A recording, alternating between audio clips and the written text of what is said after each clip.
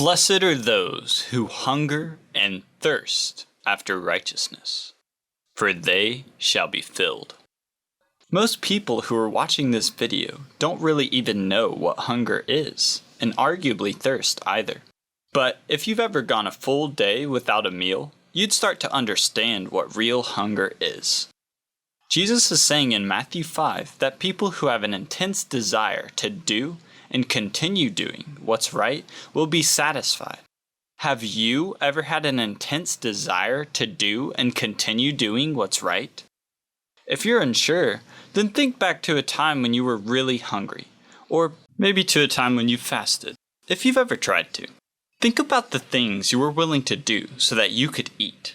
If you haven't experienced such a hunger, then try to go without eating for a whole 24 hours, or maybe 48 hours.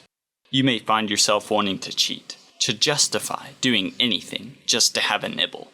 You may start to worry about what will happen if you don't eat. Questions may come into your mind like, am I going to die? Is this safe?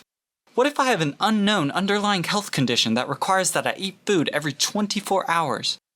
You'll have an intense hunger that you want to satisfy, and you will probably be willing to do things you previously weren't willing to do to satisfy that hunger. That is the type of hungering for truth that Jesus is talking about. But no one is hungering for truth today. Why is that? Why aren't we willing to do the things we previously weren't for the sake of truth and righteousness? Not self-righteousness, but rather justice and obedience to God. What is holding people back from obeying Jesus about not using titles, from forsaking all they have, from going throughout all the world and preaching the gospel?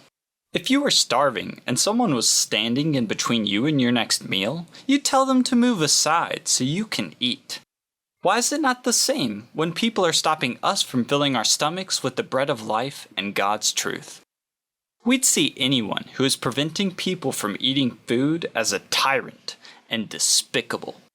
Yet, when our friends, family, wife, children, father, and mother keep us from forsaking all and living by faith, we let them. It shouldn't be so.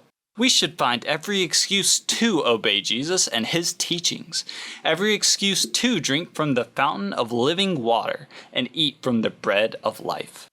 That is what a thirsty person would do.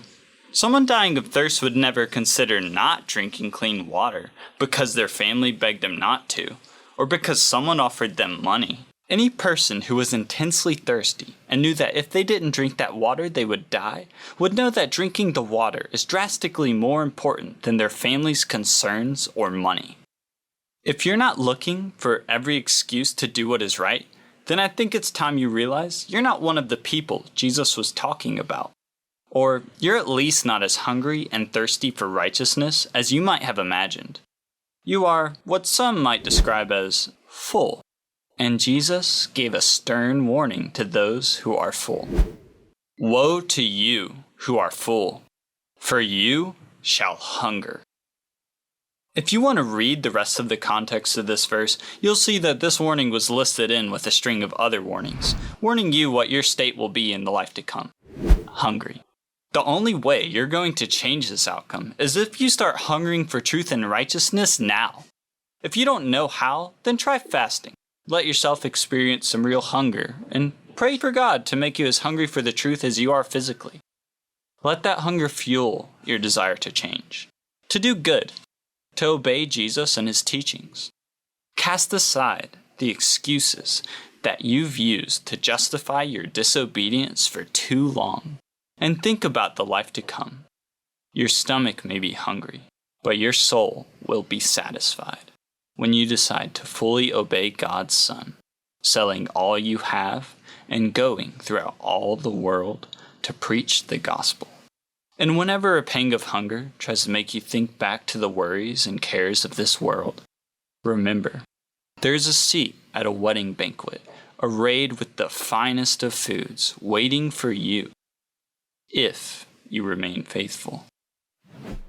If you are hungry and thirsty for the truth, then write to us today so we can follow the teachings of Jesus together and help each other quench our hunger and thirst on the words and teachings of Jesus Christ, the living water, the bread of life.